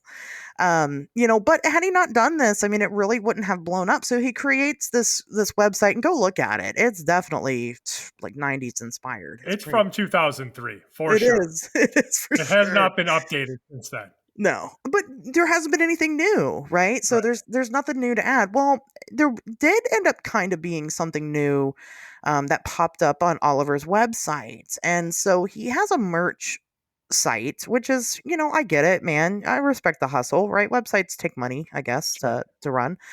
But on the merch site, a book appeared. A book had appeared, and it was authored by the John Titor Foundation. And so, of course, people were like, well, what the fuck is this? Basically, all it was the same stuff that we all knew already. It just compiled into book form. It was nothing groundbreaking. Right. But people wanted to know where it came from. And so they started asking Oliver, well, where does it come from? And he's like, look, I just put it on there because I came across it and I just thought people might want to buy it. The only thing that I really know about it is that the book is represented through an attorney by the name of Larry Haber. Right. Now, just as a quick aside, this Yes, book is out of print it is. and used copies go for hundreds of dollars, Yeah. The which cheapest is I found was fucking like crazy. $700. Yeah. And it is crazy because like did you see the cover of it? Yeah. It's, And like it's so literally cheap. the contents are just the forum posts and stuff. It's nothing you can't just find online. Right. There's no reason to have it just except for Right. just to say that you have it. Like that's it. And if I found it at a thrift store, I'd buy it. I'd buy the shit out of it. Yeah, And I'd then buy it for like $10. I'd probably resell it. Or If I'm I honest could with sell you. it for 700. Yes. In a Hell heartbeat. yeah. It's a profit. Yeah, there's really nothing special to it. So that's that. So again, it's published through the John Titor Foundation, which is represented by entertainment attorney Larry Haber. Okay. Hmm. Here we go. So, who the hell's Larry Haber? Well, I just said it. He's an entertainment lawyer. He's been in the business for a very long time.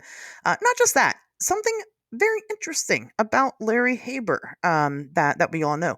The Haber family was the very first family to live in a little city called Celebration, Florida. So creepy. Celebration, Florida, for people that don't know, is a city that was created by Disney. So, actually, what a lot of people don't know, honestly, in a different life, I'd be a cringy Disney adult, but I'm not. I'm a cringy 40 investigator. But Disneyland, like the actual Disney parks, were supposed to be like cities. Like Walt Disney had this fucking hard on for like real estate. I don't know. He just wanted his own towns. And so that was something that he had worked on for like a very long time. Well, eventually, of course, it turns into amusement parks. He still wanted people to have property and like live there and have businesses. Well, that dream didn't quite work out, but they did create Celebration Florida. Um, Now, this is super super important. So John Titor, when he was talking about himself, he had told people that he was from, or at least at that time was in Tampa, Florida. Okay. Well, the IP address for the John Titor accounts was pinging back not from Tampa, Florida, but from Celebration, Florida. Now, why is this a big deal? Well, it's because Celebration, Florida only has a population of about 2,700 people at that time. It was very small. And who lived there? Larry Haber and Larry Haber's family.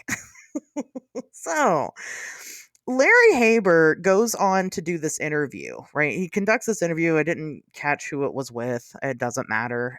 But he does this interview. It's himself and his brother, and I think his son or his somebody else. It doesn't matter. And he basically says that he is hired through John Titor's mom, Kay. Her name's Kay Titor, and he works for her, and that's where the book was published through.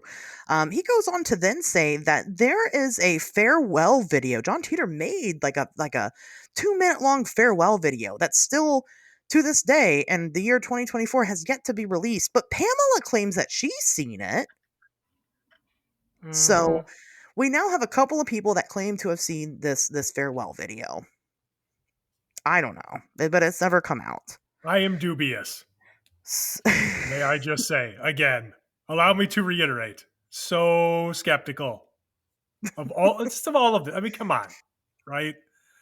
Like, you got to be fucking kidding me. So, yeah, this guy who's an entertainment lawyer and his brother, who's like a, a computer science guy, um, totally didn't just make up John Titor, because there's no way that an entertainment lawyer and a computer science guy could ever come up with all of the different parts of this story right. and then know how to market it. Right. What? No Right. way. No way.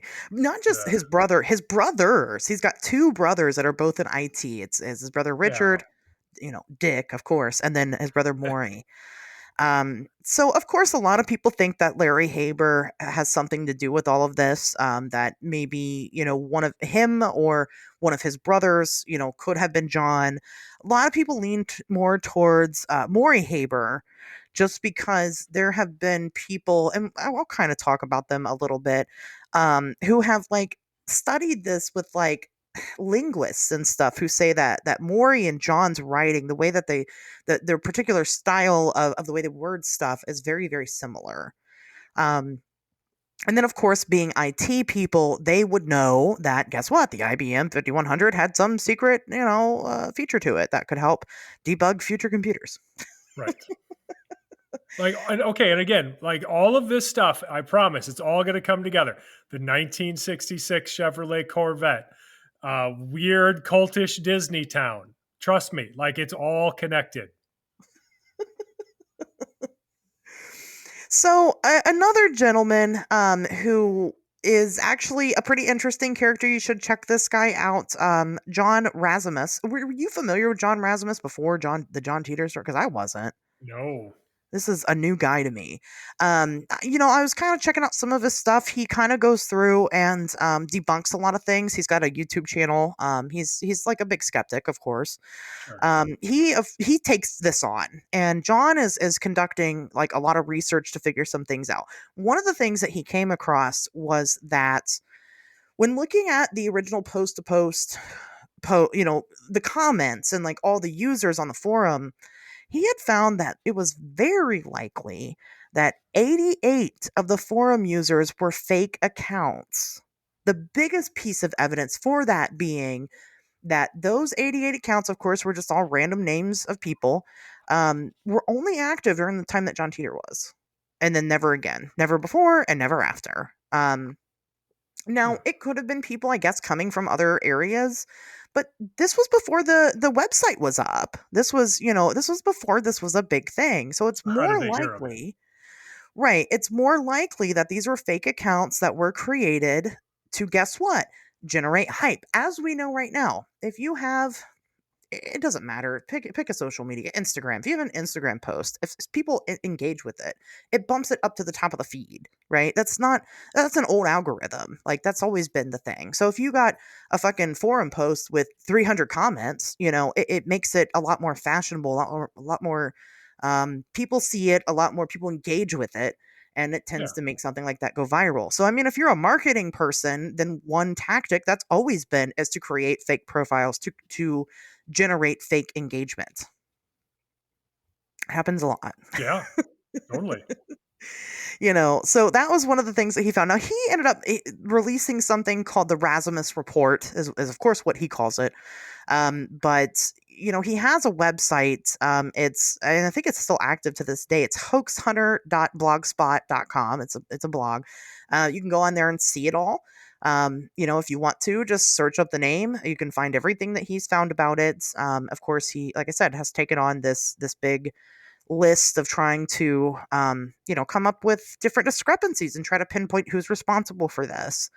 Now he, I believe, has teamed up with another guy by the name of Mike Sav, I think is how you say it. Mike ended up writing a book about John Titor. It says who authored the legend of John Titor or something like that. It's called. I guess I better look up the name because we should give him a proper shout out. But they have definitely worked with a lot of people a lot of professionals in order to, at minimum, prove that John Titor is not a time traveler. Right. And they've done really impressive, fun things to try to dispel that. Like, for example, John's use of the word website and how when he types it, it's always two words. He types it up as website, and how just historically words like this tend to like become one word. Nowadays, when you type website, it is one word. It was correct for it to be two words back in the year 2000. It is not now. So why wouldn't John's timeline be website one word instead of website two words? Well, it's because he's not from the year 2036. What? Right. Are you sure? I'm starting to wonder. Oh, there's a lot about, now that we're on that subject, there is a lot about how this story comes together that is very anachronistic for somebody from 2036.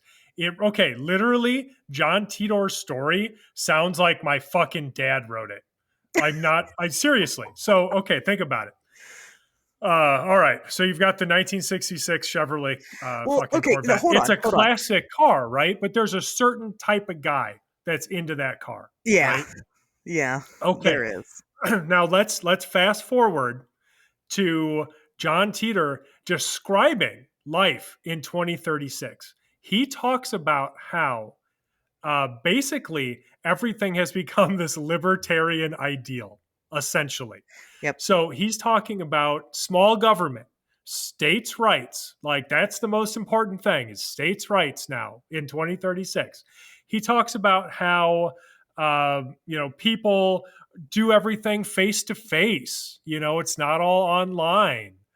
Um, Basically, like how like family's important, how religion is taken Mhm. seriously. Like literally, that's something he says. So the picture he's painting is this fucking American existence, this idealized American existence that never actually existed. But it's the kind of nostalgic existence that people, certain people, like to attach to like the 50s and 60s, right? And where do those people live? Weird cult Disney towns. Yeah, they sure do. Yeah, Bam, dots yeah, connected. yep, absolutely. Yeah, I mean, who else would make up such a utopia other than a Florida man? You Yeah. know, living in a weird Disney town.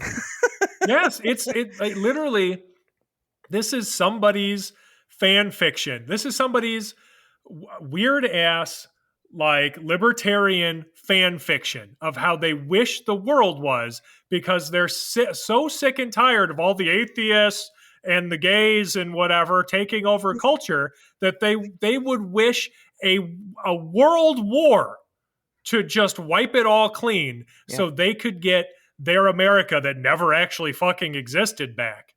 yeah, yep, pretty much. And it checks out. And for what? For what? Well, I mean, there seems to be this weird buildup, right? There's this random book, and all of a sudden, this guy who is representing the family, and now there's this farewell video, and there was definitely a lot of things that appeared to be marketing that took place. Um, but but somebody came forward and said that they were John Titor. What twist? Yeah, big twist, and he's pissed. So back in the 80s, there was the first ARG, augmented reality game. It was called Ong's Hat. And while I don't know too much about ARGs, I know a little bit. But it's mostly like ARGs are usually on the internet, and it's kind of like a creepy pasta. It kind of presents itself as being real, and then you can kind of find real life clues to support the story, but it's all fiction. Right. And so Ong's Hat ended up being this fictional game that you could play. But a lot of the means of travel of information for that time, because the internet wasn't huge, there was internet at the time. It was actually done a lot by fax, and sent me on this whole fucking rabbit hole about fax lore. Have you ever heard the term fax lore before? Not before today. This is super interesting, actually. So I know I've put down on like my idea list of topics as like fake lore and all this other stuff. Fax lore is like it's like chain letters, but through fax machine. So you could send off like, oh, send this to 20 people or you're going to get haunted by the ghost of the little girl at the well or whatever, send this to 5 people and you'll win $1 million.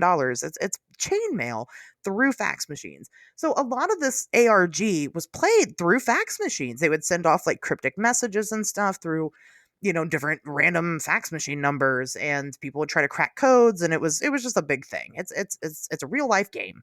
And Neat. it is really neat, actually. It is pretty neat. Fax lore is in itself very neat. Look that shit up. It's nice. But this was created by a couple of guys. But one of them being a man by the name of Joseph Matheny. I don't know. Joseph. He was pissed off because people that were playing, that were into Ong's hat, thought that this was real. And it made him angry because they weren't appreciating the storytelling aspect of the game. Now, if you're creating a game that's supposed to be rooted in reality and you're sending out faxes, cryptic faxes to people, how can you not expect some people to think that there's something going on here? Right. Like, you did everything you could to make them believe it is real, Right. and then you're upset that they Now you're mad think it is real. that they think it's real. So this made him so angry that he created the John Titor character, and which does align with the fact that guess what? Guess where John Titor started? Through fax. That was kind of the guy's thing already. But of course, he said that him and three other people, which he will not name because he claims that they're big people in Hollywood, were in on it and got online and just trolled the shit out of the internet. As a matter of fact, he goes even further and said that the Haber family had no connection to any of this, and that he called up Larry Haber himself and threatened to expose him as the fraud attorney that he is by trying to profit off of his troll. Suspiciously, which this fucking throws a wrench to the whole thing for me, this part, the book that the Habers put out, Larry Haber put out, disappeared, got taken out of publication after that threat. What the fuck? And it's very interesting. Now, some of Joseph's claims that he made, some of the details that he came up with didn't really align with the John Titor timeline, but again, he came out with this probably 15 years after all this happened. He could have just simply gotten some things wrong. And if you're working with three other dudes, they could have posted stuff that he wasn't aware of, or, they were all logging in to the John Titor account and being able to like post stuff. He says that like the photos of the time machine itself were just like, again, these people worked in film, like they just threw it together. And so that all that kind of checks out. And he kind of laid a claim. He's like, it was me. And, case closed. But like I said, people aren't happy with that. They think that just doesn't give a satisfying end, especially when there was so many ties to Larry Haber and all of this. And I kind of agree with that part. Larry definitely seems more likely. Joseph could have used this as just, it's just like, fucking, what's his name? Bob Hieronymus, Yeah. Oh, I'm Patty. Well, he wasn't probably, Anybody can say that shit. So the Right. time for this guy to come forward was 20 years ago, not Right. 7 or 8 years ago. However long it was, right? Yeah. Yeah. It was years and years, a decade. We'll say a decade. Sure. I didn't put down the timeline. Yeah. So if this is true and he did it, and that's why he did it, why wait? It doesn't make sense. It sounds like the kind of thing that somebody would just make up with some convincing lies. Because at that point, we have so much information about everything that's gone on up until that point. Because again, it's all carefully documented. Like it's all out there on the internet. So what convincing evidence do we have that this isn't somebody who just read all that shit and was like, oh, I'm taking credit for that? Right. That was me. Yeah.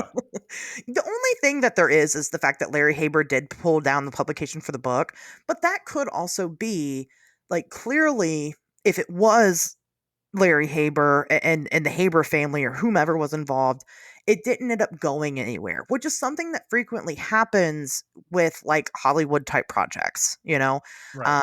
You'll start something and then you just don't finish it. It just never comes to fruition. He could have just taken it down because he was just simply done with it. Yeah, absolutely.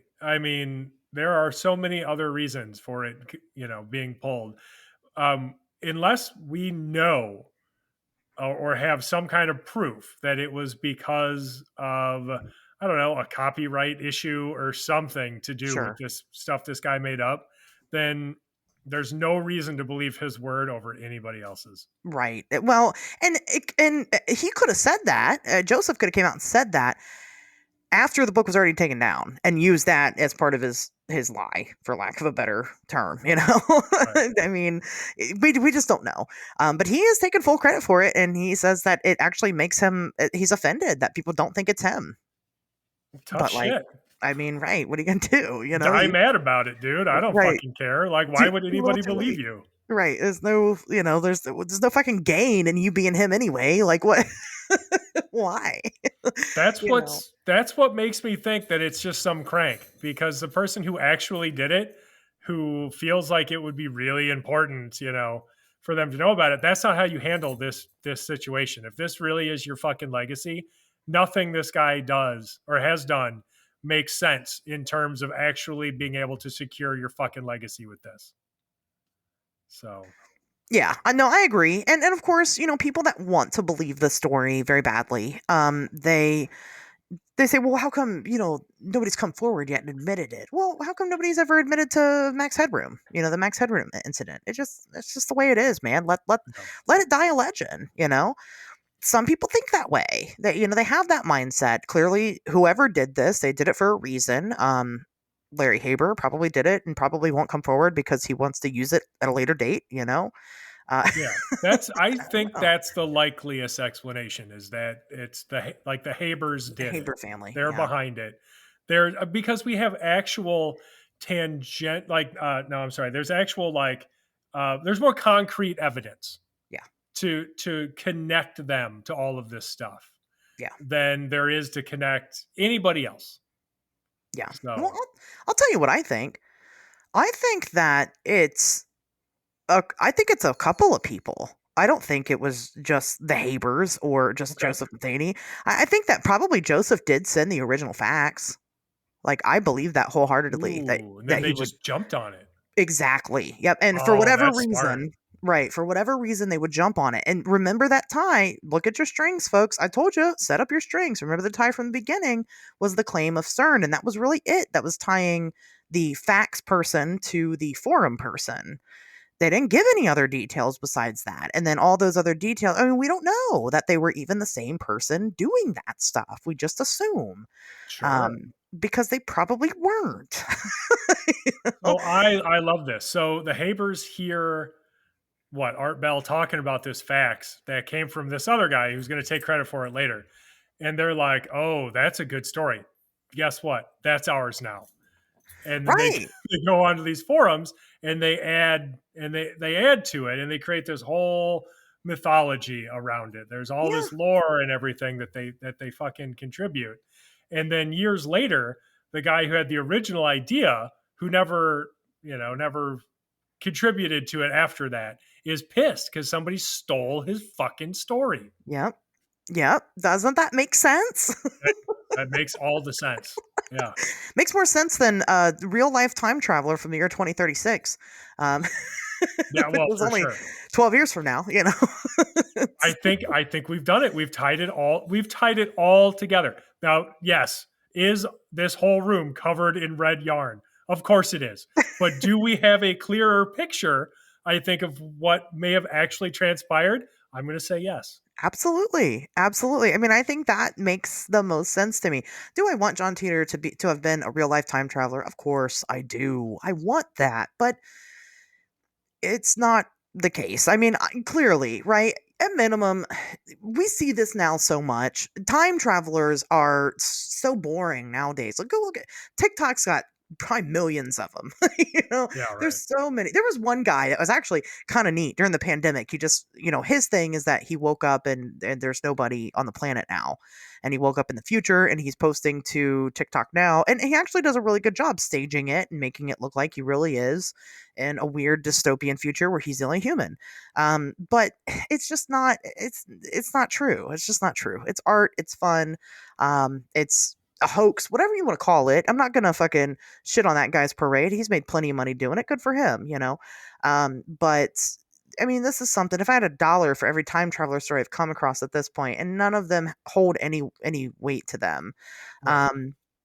I agree with people. I agree with the theory. Where are the time travelers then? I have a.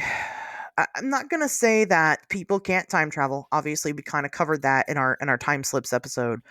But I don't think we can on purpose. I don't think it's ever going to be possible. I hate that, but we're just not, like, our bodies aren't physically made to do that, and I think that would be a big hurdle to get over. We would have to, like, change on a molecular level, and we can't do that. Which is unfortunate, prove me wrong, time travelers, Yeah, right. please. you I know I will. I'll add this. I don't know that time travel is something that we're capable of while alive. I'll just say that. Okay, You yes. Yep, I'll buy that. I'll take that. I'll add a little woo to my not possible. I'll take it. know? Um, I love time traveler stories. I've talked to you guys about, how I'm fucking friends with that what's his name? Mark Markham or whatever, who built the time Oh machine yeah, and disappeared. And I'm still friends with him on Facebook. He didn't die. I don't know if I ever updated you guys, but that you wasn't him did. that died. You did. But yeah, I'm gonna still follow him because I love that shit. I'm a nerd too. Sure. It's fun. But do I believe he built a time machine? No, I don't.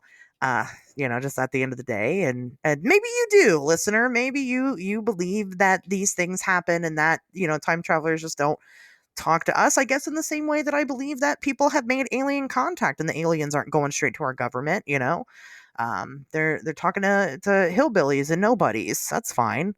Um, I don't know, but at minimum, this is a really fun story. It is. It is. I do enjoy it, but I am kind of relieved to never have to talk about it, hopefully ever again. So, unless in jest. Sure. There's nothing more to say about this, No. honestly. This is all the information that we are likely to ever have. Yeah. So here we Yeah. are. And to me, it's pretty. I mean, unless there's just something major that I have missed out on, which I doubt. There's just no. It's pretty cut and dry. We pretty much. I think we pretty much know who it is, right? We pretty much know all the characters involved here, and they're rolling it. I think that's that. What I was gonna say is time travelers or potential time travelers. If you're gonna lie about being a time traveler, make it like way out in the future, like in the year 6,000 or something. You know what I mean? Like, It can't just be like 20 or 30 years. no, Yeah, like that's the issue because you think that that's really far away and nobody will ever, like you'll never get there. But you do. You're going to live another 20 or 30 years. right? Almost guaranteed. If you're lucky, So yeah, well, yeah, you know what I mean. So like, yeah, it's got to be 100, 200 years minimum.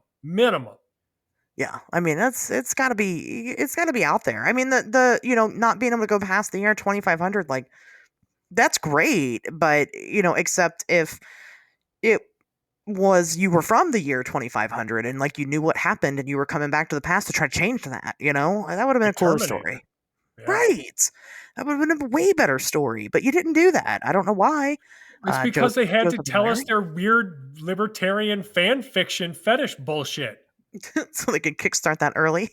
Oh yeah, I that's all it was, which is hilarious. So like, God, that just makes so much sense. So like, you've got the one dude who writes like those faxes as part of the game, and then these other dudes who live in the fucking Disney cult town take it over, and they're like, I'm just gonna splurge my gross libertarian bullshit all over everybody, and then they like make it their weird fucking thing. It's so weird and gross when you like read about their like this future that he supposedly comes from, because it is so obviously like this fetishized version of how they wish America was, Yeah. and this is how they hope that like it comes to be that way. Yeah. Pretty much. Yeah, basically. And I don't know, but I guess not in this timeline, right? We just have gay frogs everywhere using the Just internet fucking gay frogs everywhere, everywhere. all the time. Get away from them. There's a pile out in my front yard right now, all being gay together. I love that for them though. I I do do. too. This Those is a gay safe frogs. space for gay God bless frogs. them. God bless those gay frogs. If anything, we need more of them. We need more gay frogs. Well, we got to Right. fucking put more gay frog additive in the water. It's the Do way it. it works. I'll fund it. Directly from Tobias. It's the only Whalen's cause pocket. I'm ever willing to donate to. Maybe that's what the hackers were trying to do. Steal my money for gay. No, Yeah, they for would gay be frogs. stealing money because they don't like gay frogs. Though. Oh, that's trying true. to prevent me from giving money to fund gay frog research. That's what, and obviously they were time travelers from the future, and they knew we were going to talk about it on this episode. Damn it! You've done it again, John Titor. You got us. Clearly. Tobias, any final thoughts on John or travelers from of time or gay frogs or units, whatever? Well, we all know where I stand on gay frogs. I'm very pro gay frog. Yeah. So no, like nothing else needs to be said there. I mean, I don't know. When it comes to time travel, I think that we all would like that to be possible someday, and maybe it will be. And for anybody who thinks that, well, for anybody who thought that I was sort of poo-pooing the idea of this like multiversal theory where you've got infinite universes and such, I really wasn't. All I'm saying is it's a very convenient way for somebody pretending to be a time traveler to explain why they can't ever tell you anything definitively. So, Yeah. Infinite universes and timelines, yeah, fuck, maybe. I don't know. It would explain a lot. But if that's the case, then we're just going to need a little bit more evidence out of time travelers.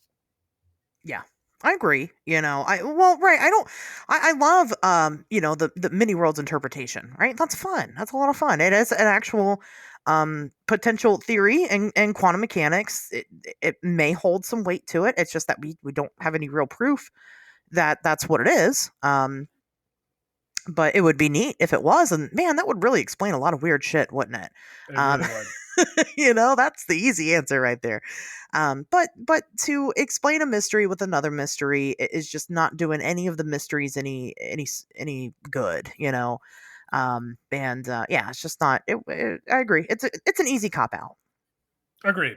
And it doesn't get us any closer to the truth. So Nope, it doesn't. But maybe you're a time traveler, listener. maybe I am. And if you are, oh, maybe you are too, Tobias. But I was saying, if you believe that you are a time traveler from either the past or the future, I guess the past wouldn't really make sense. But hey, secret government programs, am I right?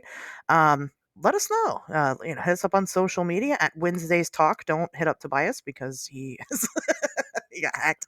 Well, you can get me on any other social media. That's true. That's very true. Yeah, or my personal Facebook is back now too. So I was going to say, of course, right into the, singular40.com. Let us know that you're a time traveler. Right into on Wednesdays we talk weird at gmail.com. Maybe we'll have you on the show and you can prove us wrong. Please. You have to do your best Art Bell impression for this, though. You have to go, if you are a time traveler, and only if you are a time traveler. That's what he would do, because he would get so mad about people calling and not being time travelers. Another not time traveler. Yeah.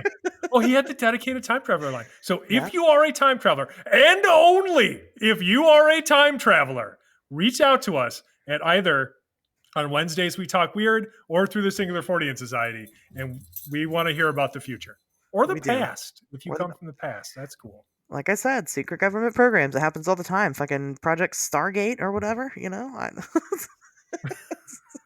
thing. Sure. Okay. All right. Well, with that being said, guys, we'll see you back here next Wednesday.